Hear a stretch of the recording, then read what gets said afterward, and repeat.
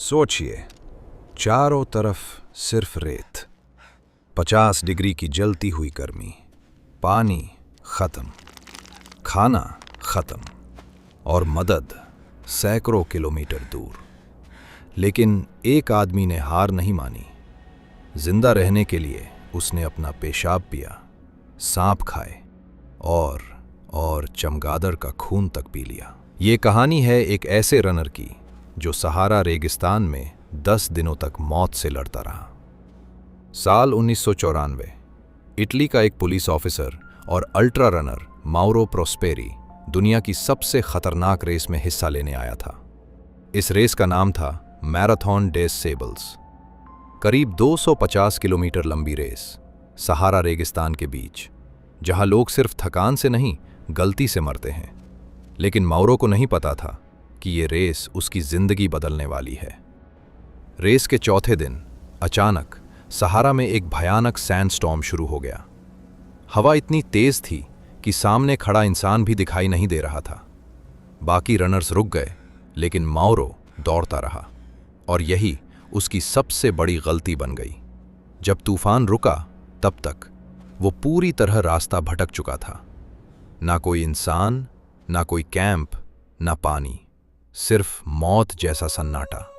पहला दिन, दूसरा दिन, तीसरा दिन, और अब उसका पानी खत्म हो चुका था। उसने कैक्टस ढूंढे, लेकिन उनमें पानी नहीं था। जिंदा रहने के लिए उसने अपना ही पेशाब पीना शुरू कर दिया। उसका शरीर धीरे धीरे जवाब दे रहा था।